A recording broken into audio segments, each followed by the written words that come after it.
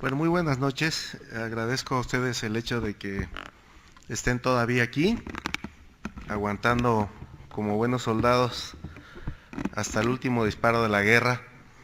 Y en este momento vamos a tratar, por supuesto, si el carcinoma cervicuterino es de manera importante un problema que afecta a las mujeres. Ahora vamos a hablar del problema que afecta a los hombres desde el punto de vista neoplásico y que es con mucho la enfermedad neoplásica que causa más mortalidad entre el sexo masculino en México como en muchas partes del mundo.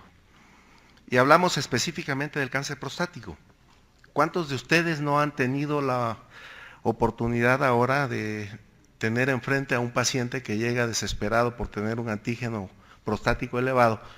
Y lo primero que tiran en el escritorio es: vengo muy alarmado porque tengo el antígeno elevado, necesito saber qué va usted a hacer. Y es, creo, en lo que vamos a tratar de enfatizar hoy, cómo ustedes, médicos de primer contacto, pueden ayudar a esa angustia que trae el paciente por un número y que no nos transformemos en seguir las indicaciones del paciente, sino que realmente nosotros como médicos logremos de alguna forma establecer cuál es la conducta a seguir, tratando de orientar al paciente con respecto a lo que se debe de hacer y llevando los lineamientos para llegar a confirmar o descartar esta enfermedad que por desafortuna, repito, está causando más que muchas muertes dentro de nuestro país. Estas primeras diapositivas hablan por sí sola de la entrada de todos los hombres públicos que han sido afectados por esta enfermedad, pero además de estos personajes mundiales, también en nuestro país hemos tenido ya personajes públicos que padecen de este problema, artistas, deportistas, personajes de los noticieros. Muchas personas de nuestro país del sexo masculino están padeciendo de este problema. Empecemos por la A, antes de meternos en problemas. ¿Qué es la próstata? La próstata, para fines prácticos, como ustedes saben, es una glándula. Como toda glándula, es un órgano que está programado para producir líquido, ubicado anatómicamente debajo de la vejiga, ¿sí?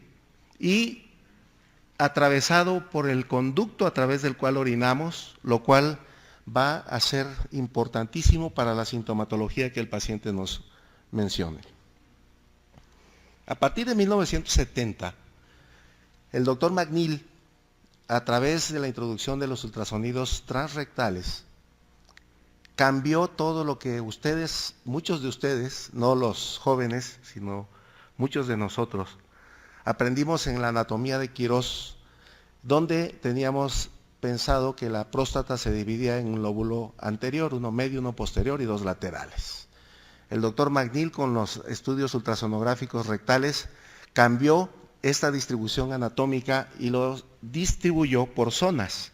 Esta zona amarilla, que abarca 75% de la glándula prostática, es el asiento del 80% de los tumores malignos de la próstata y se denomina zona periférica. Esto lo vamos a poder ver perfectamente en un ultrasonido transrectal de la glándula prostática, en un corte longitudinal como es este. Y otra zona de importancia es esta, azul, que va a aparecer una herradura y que abraza a la uretra sin que llegue a tener contacto entre ellos, dos brazos, y que se denomina zona de transición. Estas dos zonas son las más importantes, no vamos a analizar las otras, sino solamente la zona periférica, 75% de la glándula prostática, y que es el asiento del 80% de los tumores malignos de la próstata. La zona transicional, que paradójicamente, desde el punto de vista anatómico natural, solamente abarca el 5% de lo que corresponde al parénquima de la glándula prostática, va a ser la zona de asiento del adenoma prostático, lo que a través del tiempo nosotros conocemos como hiperplasia prostática y que es precisamente el padecimiento por el cual más van ustedes a recibir pacientes con un síndrome obstructivo urinario bajo. Desde el punto de vista fisiológico, la glándula prostática pertenece a ese sistema que está regido por la hipófisis. La hipófisis va a producir las gonadotropinas, llámense hormona luteinizante y hormona folículo estimulante, que van a estimular al testículo. La primera, la hormona luteinizante, va a ser la que es la orden de trabajo para que el testículo a su vez produzca la testosterona. Y como si fuera pitcher, se la manda al catcher, que es la próstata.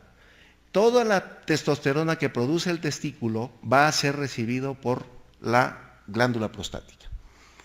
Ahí la testosterona va a pasar a la célula epitelial por difusión, es recibida por una enzima que se conoce como la 5-alfa reductasa y se transforma en dehidrotestosterona, y esta va a llegar al núcleo de la célula epitelial de la próstata, y a través del sistema nuclear se empiezan las órdenes para la producción de los factores de crecimiento, en los cuales van a intervenir la presencia del carcinoma de la glándula prostática.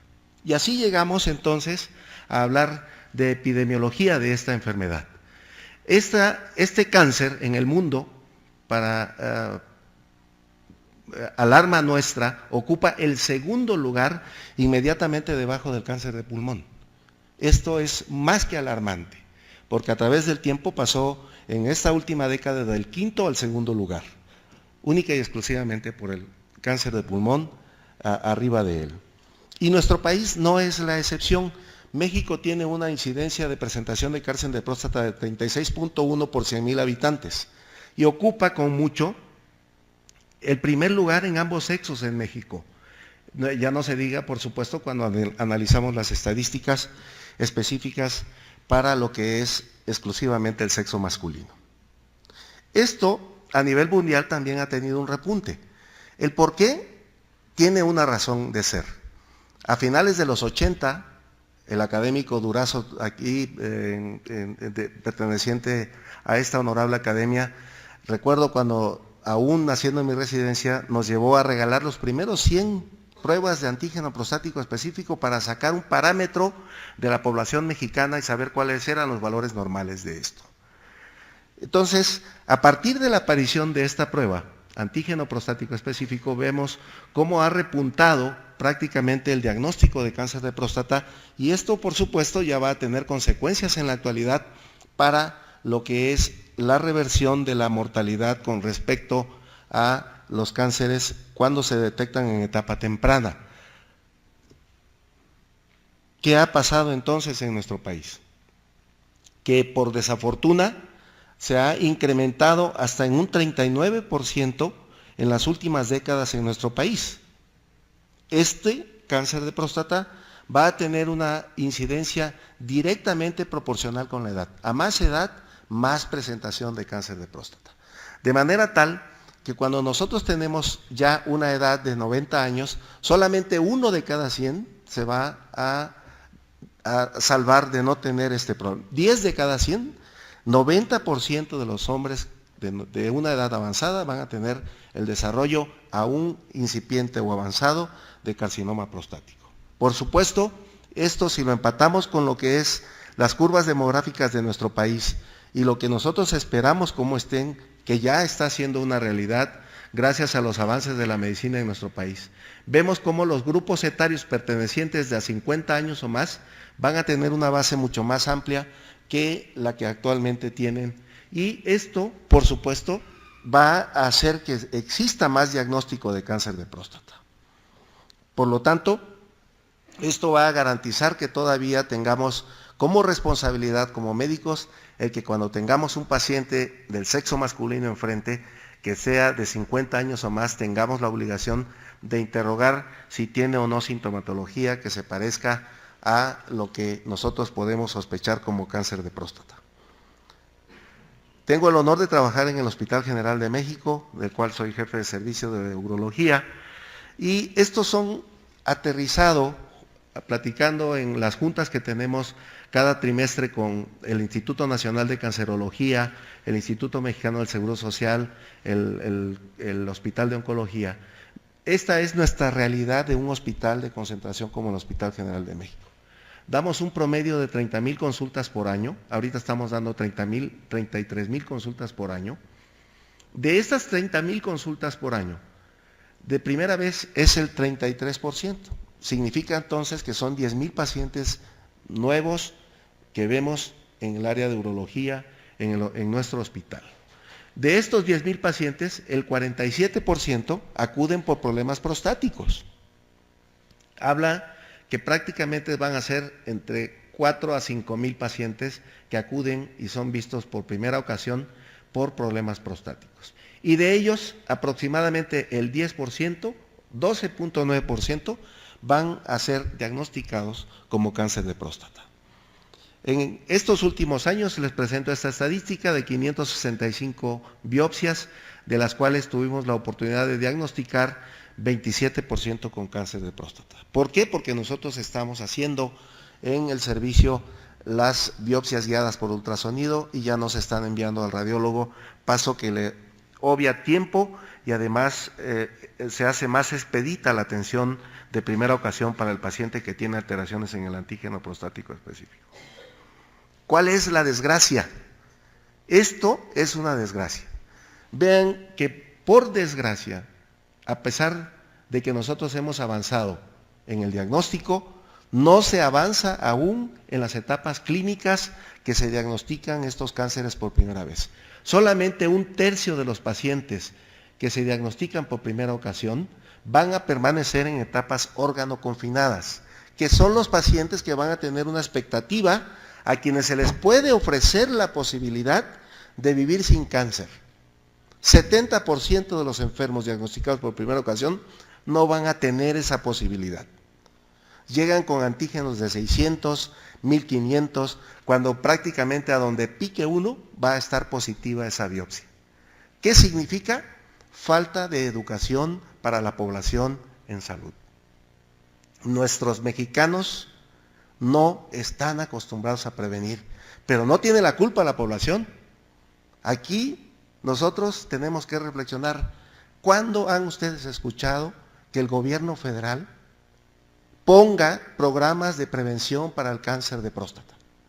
Anuncios que nosotros nos atosiguen como nos atosigan con el nene, el 35, el 48, porque ahora todas las noticias diarios nos atosigan con las descripciones de quienes no queremos escuchar. Pero esto no nos los meten por el oído ni nos los dan a la vista. ¿Por qué? Porque el paciente que acude a un hospital público acude porque se siente mal, no acude porque salió con un antígeno alterado, acude porque está con sintomatología obstructiva severa y quiere que alguien lo ayude. Y este es el resultado de que cuando nosotros vemos y diagnosticamos por primera ocasión a los enfermos, ya están en una etapa que no es posible ofrecerles un tipo de terapéutica que los vaya a dejar fuera de la opción de vivir sin la enfermedad. Ese enfermo finalmente se va a morir con su cáncer y se va a morir por el cáncer. Anteriormente nosotros no le echábamos absolutamente nada a la genética. No había en cáncer prostático absolutamente nada que nos dijera que respaldara el hecho de que un paciente que tuviera el antecedente familiar con cáncer, él tuviera mayor riesgo. Hoy por hoy sabemos perfectamente bien que si el paciente tiene un antecedente de un familiar directo, va a tener 2 veces más riesgo de padecer este problema. Pero si tiene 2 familiares que hayan padecido de este problema, se eleva el riesgo a 10 veces más. Significa entonces que ese paciente lo debemos de mantener monitorizado y vigilado para que en su momento que tenga y desarrolle la enfermedad, tengamos la oportunidad de ofrecerle algo que evite que continúe con el problema. Desde el punto de vista dietético, porque también el enfermo llega con la angustia de tener la alteración en el antígeno, como les mencioné, pero también llega preguntando, bueno, ¿yo qué hago para evitar desarrollar el cáncer?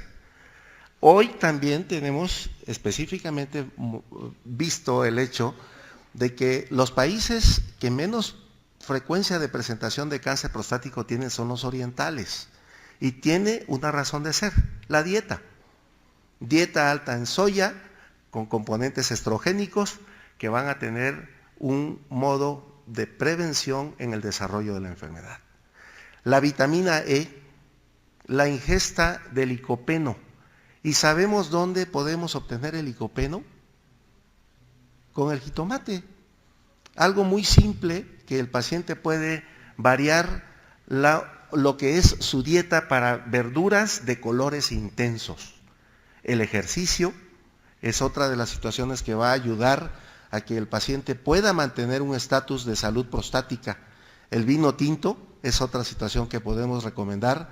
La ingesta de una copa de vino tinto en su comida los va a ayudar específicamente para ayudarles a evitar o retardar el desarrollo de esta enfermedad. ¿Qué puede hacer la promoción del desarrollo? La exposición a químicos, como es el humo del cigarro, el cadmio o el hecho de mantener precisamente infecciones repetitivas de la glándula prostática que los lleve a desarrollar procesos crónicos de inflamación que van a degenerar posteriormente en un proceso cancerígeno. Esto es lo que corresponde a la historia natural de la glándula prostática.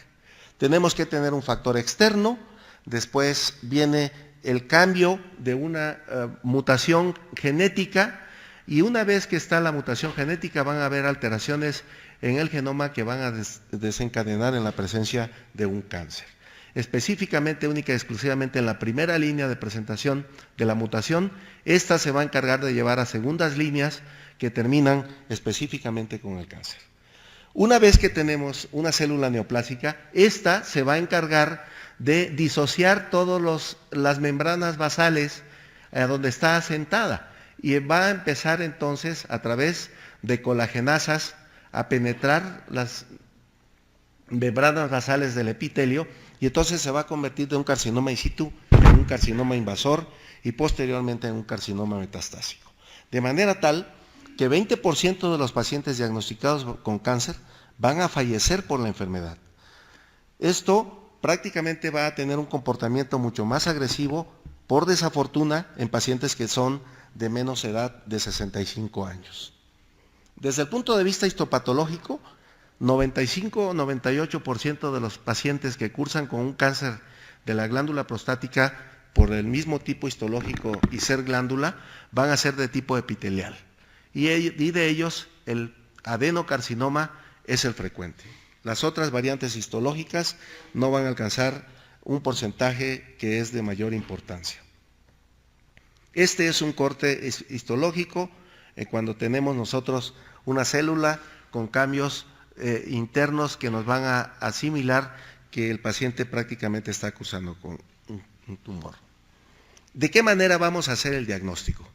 Ya les mencioné, nosotros tenemos que utilizar 3 criterios. El primero es el criterio clínico, el segundo, el criterio de laboratorio, y un tercer criterio de imagen. Por supuesto que esto nos va a obligar a que nosotros seamos muy insistentes en interrogar a nuestro enfermo y saber si va a cursar con un síndrome obstructivo urinario bajo, que es caracterizado por retardo en el inicio de la micción, disminución en el calibre y fuerza del chorro urinario, goteo terminal, y esto va a tener un avance. El paciente comienza a pararse en el transcurso de la noche, primero una vez, después 2, después 3, y posteriormente aumenta el número de ocasiones que vacía su vejiga durante el día, tiene que acusar un pujo para poder vaciar completamente su vejiga, hay goteo al final, hasta que, si se deja evolucionar el problema, puede llegar a presentar retención aguda de orina. Quisiéramos que lo que a veces nosotros leemos es lo que se presentara, que todos los pacientes que vinieran con nosotros vinieran de manera asintomática, cosa que ya les comenté que no es una realidad en nuestro país. Y si nosotros tenemos durante lo que es el interrogatorio sospecha, tendremos por supuesto que mandar a hacer lo que es el otro criterio, que es el antígeno prostático específico. Durante la exploración física nosotros tenemos que no obviar para nada lo que es el tacto rectal. El tacto rectal nos va a permitir el que nosotros tengamos esa información clínica que tanto necesitamos. Si nosotros colocamos nuestros dedos firmemente, el pulgar y el meñique, y a la hora que estamos haciendo el tacto rectal, palpamos la consistencia de lo que es la región hipotenar, esa consistencia es específicamente lo que es de una glándula prostática totalmente normal. Sin embargo, si palpamos la consistencia de la eminencia tenar, esta es la consistencia que nosotros llamamos aulada, renitente o que pertenece a un crecimiento de tipo hiperplásico. Sin embargo, si durante el trayecto de que estamos palpando la próstata con esta consistencia de la eminencia tenar, de repente palpo lo que es algo semejante a la base de la falange, es lo que nosotros diagnosticamos como un nódulo sospechoso de cáncer hasta no demostrar lo contrario. Entonces, en ese momento estamos teniendo una alteración en la exploración física y vamos, por lo tanto, a buscar el siguiente criterio, que es el antígeno prostático específico. ¿Qué cosa es el antígeno prostático específico? Es una proteína líquida. ¿Qué función tiene el antígeno prostático en el semen? Se encarga precisamente de licuar el semen. El semen, al salir al exterior, está grumoso y en pocos segundos empieza a licuarse por esta proteína y empieza a hacerse muy aguado. Esta función es para permitir que los espermatozoides puedan nadar hasta encontrar al óvulo y fecundarlo. Sin embargo, esta proteína, que es producida por la célula epitelial prostática, va a penetrar en sangre y va a tener en sangre un cierto nivel. ¿Cuál es el nivel? Para fines prácticos, de 0 a 4 nanogramos. 0 a 4 nanogramos. Cuando salió el antígeno prostático, todo el mundo palmeamos, todo el mundo pensamos que ya teníamos el diagnóstico temprano del cáncer prostático a la vista del portador con esta prueba única, y a través del tiempo entonces se empezaron a hacer los famosos tamizajes, en los screening. Los países primermundistas empezaron todo hombre que tuviera 40 años o más era motivo de un antígeno prostático específico. Si tenía un antígeno por arriba de 4, era igual a biopsia de próstata, y los resultados a través del tiempo cuestionaron este tipo de situaciones con la prueba antígeno prostático específico como prueba única. ¿Por qué? Porque de 100 biopsias tomadas por antígenos prostáticos alterados, solamente de 3 a 5 hombres salían positivos para cáncer. Y entonces se cayó el circo. Resulta entonces que el antígeno prostático específico como prueba única, si no la unimos a lo que es la prueba clínica, que es la exploración física que cualquiera de nosotros puede hacer, entonces va a tener un muy bajo poder de detección de cáncer de próstata, porque es, como su nombre lo menciona, una prueba específica de la próstata, no es una prueba específica de cáncer. Si nosotros tenemos un paciente que tiene alteraciones en el antígeno prostático por arriba de la cifra que acabo de mencionar, lo que tenemos que hacer es pensar primero que puede alterarse el antígeno prostático por eyaculaciones previas, por infecciones bacterianas que afecten a la glándula prostática, por montar en bicicleta, por montar a caballo. El día de ayer estuve viendo precisamente un paciente que llegó muy alterado y a la hora de interrogarlo resulta que el enfermo cada 8 días se va a su equitación en el club hípico y precisamente le explicamos el hecho de que no por tener alteraciones en el valor del antígeno era igual a que tuviera cáncer, sino que teníamos que someterlo a un tratamiento previo, dejarlo descansar, que dejara de montar, cuando menos para volverse a repetir el antígeno prostático y que tuviéramos nosotros mayor acercamiento a saber si este enfermo era portador o no de un cáncer o no. Por lo tanto, antígeno prostático como prueba única no es útil. Tenemos que combinarlo con la exploración física.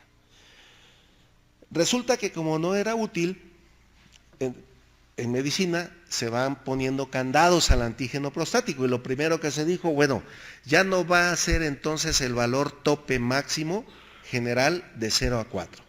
Ahora lo vamos a hacer por grupos etarios. Si el paciente tiene de 40 a 49, el tope máximo no va a ser 4, es 2.5. Si tiene de 50 a 59, el tope máximo es 3.5 nanogramos. Si es de 60 a 69, el tope es 4.5, 70 o más, 6.5 nanogramos. Esto se hizo en una primera instancia para tratar de tener topes con menor valor y tratar de que pacientes jóvenes por arriba de 2.5 nanogramos no se escaparan de detectar si eran portadores o no de un foco microscópico de cáncer. Segundo candado. Esta proteína, cuando es producida por la célula epitelial y penetra en sangre, puede andar una molécula libre en sangre, pero una mayoría puede estar unida a una globulina, a una proteína, como sucede con muchas moléculas de proteínas producidas por el organismo mismo. Entonces, hay una fracción de antígeno prostático libre y hay una fracción unida a proteínas. La suma de ambos nos va a dar el valor total del antígeno prostático específico. Si nosotros vemos la determinación de la fracción libre, hoy por hoy se hace en México, no es tan cara, es más cara que la determinación del antígeno prostático específico total, pero se hace y la pueden ustedes prescribir. Y el punto de corte para la fracción libre del antígeno prostático específico es de 15%. Si el paciente tiene por debajo de 15% de fracción libre, vamos a tener un acercamiento mucho más certero para que ese paciente tenga un foco de cáncer probable. Ejemplo, si ustedes tienen delante a un paciente que les trae un antígeno con un valor de 5 nanogramos, está por arriba de 4, es el valor total, y el valor porcentual de la fracción libre es de 10%, ese paciente va a tener un valor de la fracción libre de 0.5. Si el valor total es de 5, 0.5 es el 10% del valor total, y ese paciente entonces sí va a tener dos criterios. Primero, el antígeno arriba de 4 y valor de la fracción libre por debajo de 15. Ese enfermo sí entonces tenemos que someterlo a un estudio más profundo. ¿Cuál estudio? El que tenemos a la mano también nosotros, que es el tercer criterio que les acabo de mencionar, que es el ultrasonido transrectal de la glándula prostática. Esta es otra situación a la que se van a enfrentar frecuentemente. El enfermo llega, les tira el antígeno por delante y le dice, pero no me vaya a mandar usted el ultrasonido ese donde me van a meter algo por el recto, ¿eh? Yo quiero que me mande usted a hacer el que está aquí por el abdomen. Si nosotros hacemos lo que el paciente quiere, segundo error, ya no vamos a tener la certeza diagnóstica que buscamos. Vean ustedes las imágenes tan certeras que vamos a tener con las actuales máquinas de ultrasonido transrectal. Nos van a dar imágenes de la intimidad de la glándula prostática, en la cual vamos a tener la oportunidad de diagnosticar perfectamente bien. Vean qué tan bien se delimita lo que es la zona periférica de la zona transicional desarrollada. Un hombre con un volumen escaso de glándula prostática, donde tiene todo lo que es zona periférica y un muy pequeño volumen de adenoma prostático desarrollado en la zona de transición. Otro hombre con una zona de transición muy desarrollada, la presencia de quistes adenomatosos en este adenoma prostático y una zona periférica que está comprimida y desplazada, pero que nos permite perfectamente ver cualquier tipo de lesión que nosotros busquemos ahí. Si nosotros tenemos, por lo tanto, sospecha y alteraciones en lo que es un criterio clínico, un criterio de laboratorio y un criterio de imagen, lo sometemos a una biopsia guiada por ultrasonido. Es exactamente igual la técnica para efectuar un ultrasonido transrectal.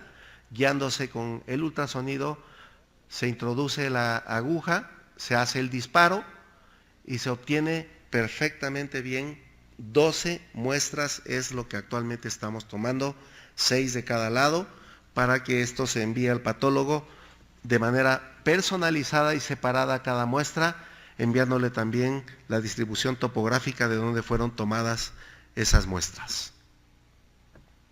Una vez que el patólogo nos regresa el resultado, nos va a reportar si realmente hay un adenocarcinoma de próstata y nos reporta además esto que se llama la suma de Gleason, que no es otra cosa más que una escala de acuerdo al grado de diferenciación o de desdiferenciación que tiene una célula afectada por el tumor.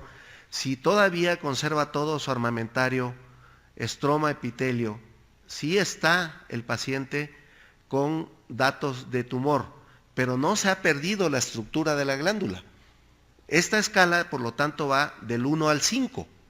Si conserva totalmente su anatomía e histología glandular, es Gleason 1. Cuando vemos un cáncer que está totalmente perdida la diferenciación y no hay anatomía histológica, entonces vamos a tener un Gleason 5. Como el patólogo tiene que ver cada chorizo de muestra de biopsia que se le manda de principio a fin, si todo es homogéneo, va a reportar que ese paciente va a tener un Gleason 1 en la parte superior y 1 en la parte inferior, lo cual tenemos que sumar y nos va a dar una suma de 2. Pero si el patólogo nos refiere, esto está totalmente hecho un masacote, no hay anatomía, no hay histología, todo está aberrante, es un Gleason 5 y por lo tanto va a ser una suma de 10. Esto nos va a servir como factor pronóstico para saber cómo se va a comportar la enfermedad con el paciente. Por supuesto, un cáncer agresivo con un Gleason 10 no es lo mismo en comportamiento clínico que aquel que tiene un Gleason 5 o 6, como es el 70% de los pacientes con este tipo de cánceres. Hay un apartado específico para el Gleason 7, en el cual no es lo mismo que el patólogo nos reporte un 7 con una frecuencia de 3 más 4 al 4 más 3, porque el comportamiento clínico del 4 más 3 va a ser mucho más agresivo y el paciente puede tener mucho menos corta vida que el paciente que va a tener un 3 más 4. Una vez que tenemos el diagnóstico, pasamos a hacer los estudios de extensión, que son tele de tórax. Por supuesto, también recordemos cosas que no son únicas y exclusivamente de este cáncer, sino lo que es específicamente cualquier tumor va a tener 3 formas primordiales de diseminarse. La primera por contigüidad, la segunda por vía linfática y la tercera por vía hematógena. Por lo tanto, si yo pienso en cuáles son los estudios que voy a mandarle al paciente, son muy frecuentemente los que vamos a mandar para cualquier tipo de cáncer. Una PI lateral de tórax, un gamagrama óseo, dado que por el sistema venoso del promontorio del sacro, la glándula prostática va a mandar muy prontamente implantes metastásicos al hueso, específicamente a columna lumbar, y de ahí se va a tener una diseminación centrífuga de columna lumbar hacia la periferia. Por lo tanto, el gamagrama óseo es imprescindible que lo mandemos a hacer, una tomografía axial pélvica para que nosotros tengamos idea de ver si hay conglomerados positivos ganglionares a nivel de pelvis. Esto es lo que es un gamagrama positivo. Cada una de la hipercaptación del radiofármaco, que es tecnesio 99, nos va a dar la presencia de implantes metastásicos en lo que es el esqueleto. Y así pasamos a lo que es la estadificación. No les voy a quitar mucho tiempo con esto, simplemente la estadificación nos basamos en la clasificación de la Agencia Internacional contra el Cáncer. La TNM va en la T de 1 a 4, la N de 1 a 3 y la M de M0 o M1. ¿Y qué le vamos a ofrecer al enfermo? Prácticamente nosotros tenemos que tratar de encasillar precisamente al paciente en una etapa clínica y de ahí partir para abrirle la baraja de las opciones terapéuticas. Entre más localizado y menos volumen tenga un paciente de cáncer de próstata, por supuesto vamos a tener más opciones terapéuticas que hacer por él. Si es esta la situación de que tenemos un paciente con enfermedad órgano confinada, podemos optar por cirugía, por radioterapia, por mínima invasión, que hoy por hoy también las tenemos aquí en nuestro país con crioablación o HIFU, que es radiofrecuencia. De la radioterapia, al igual que en el carcinoma cervicuterino, hoy por hoy tenemos el implante de semillas radioactivas. La radioterapia externa ha dado un giro de 180 grados, por lo cual hoy por hoy también es una muy buena opción terapéutica, a pesar de que la cirugía es el gold estándar de tratamiento para el carcinoma que se encuentra en una etapa órgano confinada. La aplicación de radioterapia de alta tasa de modulación o de intensidad modulada, llegando a aplicar entre 76 hasta 78 u 80 grays, que son, antes hablar de estas dosis de radiación eran aberrante por cómo quedaban los pacientes cuando se aplicaba única y exclusivamente el cobalto. Hoy por hoy, con los intensificadores de dosis, podemos prácticamente ofrecerle al paciente una cirugía sin bisturí con la radioterapia de alta tasa de modulación. La evolución de los enfermos se ha visto mejorada además con la aplicación de agonistas de la LHRH por 1 o 2 años, dependiendo de la diferenciación de Gleason que el paciente haya tenido.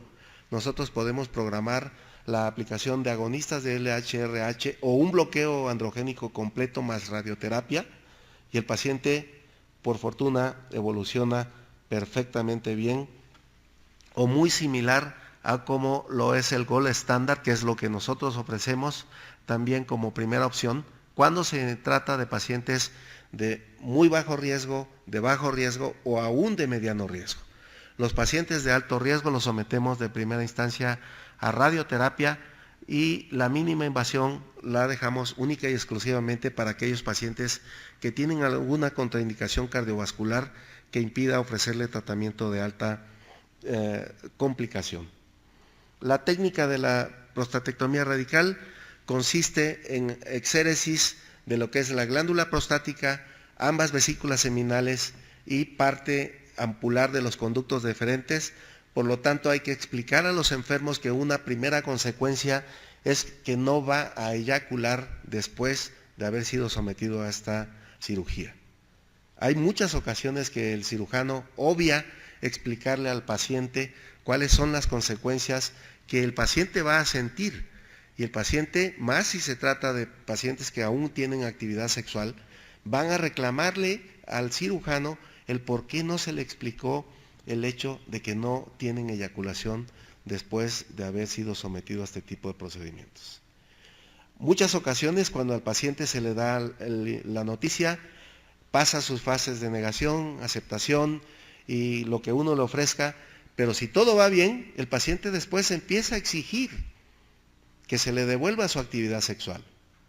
Y es ahí donde, si no se le ha explicado a él cuáles son las consecuencias de un procedimiento, puede llegar a tener consecuencias para el cirujano. Estos son detalles técnicos de la prostatectomía. Tengo los clips de videos, pero repito, no es la intención el que analicemos aquí este tipo de situaciones, sino darles a ustedes el panorama general de tratamiento del carcinoma de próstata. Esto es cómo aplicamos las semillas radioactivas es un tratamiento que lo hacemos en combinación con el radio-oncólogo. Regularmente se hace con el ultrasonido de tercera dimensión, se hace una simulación como si se fuese a hacer radioterapia externa y se aplican las semillas por medio de los templetes a través de los cuales se pasan las agujas. En próstatas entre 45 a 60 gramos, aplicamos también entre 45 hasta 80 semillas radioactivas que el paciente puede tener como alternativa terapéutica en pacientes sobre todo que tienen poco volumen prostático y pacientes que no hayan sido sometidos a resección transuretral de la próstata. Es una buena opción. Esta es una radiografía de control donde vemos cómo quedan distribuidas las semillas radioactivas dentro de lo que es toda la glándula y sirve como opción. Hablemos entonces de otro tipo de cáncer, ya no el órgano confinado, sino el que se encuentra por desafortuna, que acabamos de mencionar, que abarca en nuestro país hasta el 70%, que es aquel tumor que ya se encuentra en una etapa metastásica. Sabemos que el cáncer prostático es hormonodependiente y por lo tanto un primer objetivo es suprimir la producción de las hormonas masculinas, suprimir la producción de testosterona, y esto se logra a través de agonistas de la LHRH. Hoy por hoy tenemos, además de los agonistas LHRH, antagonistas de la LHRH, que van a tener como objetivo primordial la supresión testicular de producción de testosterona. Hay que tener en consideración que la testosterona abarca 95% de los andrógenos, pero nos queda el 5% de lo que es la producción de la glándula suprarrenal. ¿Y de qué manera podemos suprimir la acción de los andrógenos producidos por la glándula suprarrenal? Utilizando antiandrógenos. Estos actúan a nivel de la célula epitelial prostática por competencia en los receptores nucleares de los andrógenos que tienen las células epiteliales prostáticas. Va a llegar la molécula del medicamento, se fija al receptor, actúa por competencia, ocupa el receptor y cuando está el andrógeno, llámese testosterona o dehidroepiandrostenedona, prácticamente no se va a fijar ya a la célula de la glándula prostática. Entonces, el bloqueo androgénico total es una muy buena opción para el paciente que se encuentra en una etapa avanzada. Quiero dejar aquí exclusivamente, porque ya son las 7 de la noche y por respeto para la academia misma, quiero dejar aquí esto y quiero abrir si tienen ustedes alguna duda. Específicamente me interesaba más hablarles de diagnóstico que de opciones terapéuticas, más para que ustedes puedan tener un muy buen conocimiento de lo que es este problema. ¿Hay alguna pregunta?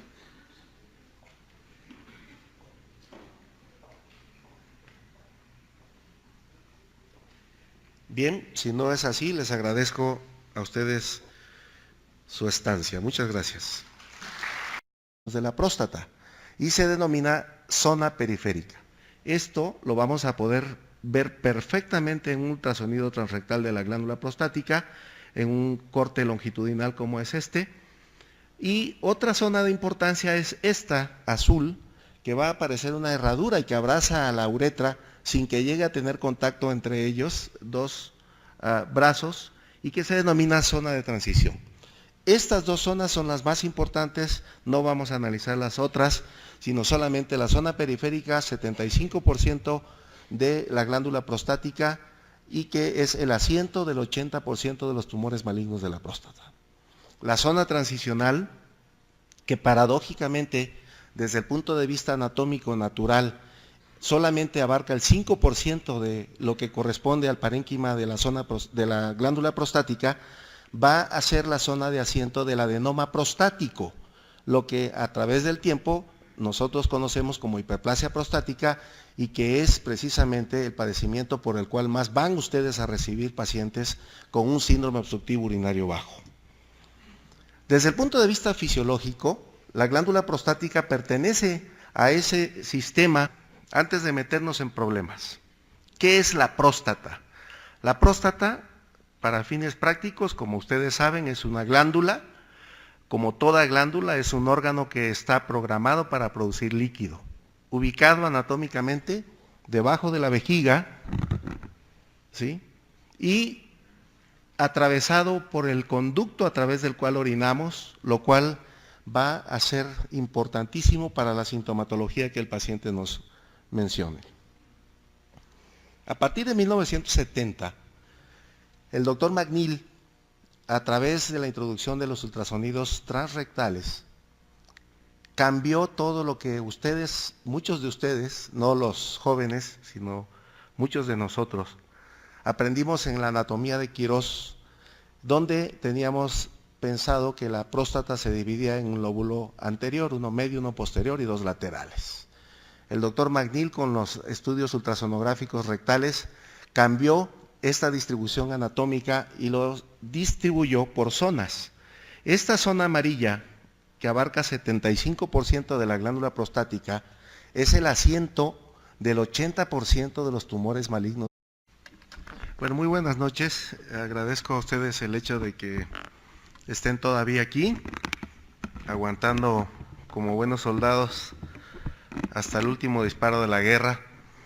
Y en este momento vamos a tratar, por supuesto, si el carcinoma cervicuterino es de manera importante un problema que afecta a las mujeres. Ahora vamos a hablar del problema que afecta a los hombres desde el punto de vista neoplásico, y que es con mucho la enfermedad neoplásica que causa más mortalidad entre el sexo masculino en México como en muchas partes del mundo. Y hablamos específicamente del cáncer prostático. ¿Cuántos de ustedes no han tenido la oportunidad ahora de tener enfrente a un paciente que llega desesperado por tener un antígeno prostático elevado, y lo primero que tiran en el escritorio es: vengo muy alarmado porque tengo el antígeno elevado, necesito saber qué va usted a hacer? Y es, creo, en lo que vamos a tratar de enfatizar hoy, cómo ustedes, médicos de primer contacto, pueden ayudar a esa angustia que trae el paciente por un número, y que no nos transformemos en seguir las indicaciones del paciente, sino que realmente nosotros como médicos logremos de alguna forma establecer cuál es la conducta a seguir, tratando de orientar al paciente con respecto a lo que se debe de hacer y llevando los lineamientos para llegar a confirmar o descartar esta enfermedad que, por desafortuna, repito, está causando más que muchas muertes dentro de nuestro país. Estas primeras diapositivas hablan por sí sola de la entrada de todos los hombres públicos que han sido afectados por esta enfermedad, pero además de estos personajes mundiales, también en nuestro país hemos tenido ya personajes públicos que padecen de este problema, artistas, deportistas, personajes de los noticieros. Muchas personas de nuestro país del sexo masculino están padeciendo de este problema. Empecemos por la A, que está regido por la hipófisis. La hipófisis va a producir las gonadotropinas, llámense hormona luteinizante y hormona folículo estimulante, que van a estimular al testículo. La primera, la hormona luteinizante, va a ser la que es la orden de trabajo para que el testículo a su vez produzca la testosterona. Y como si fuera pitcher, se la manda al catcher, que es la próstata. Toda la testosterona que produce el testículo va a ser recibido por la glándula prostática.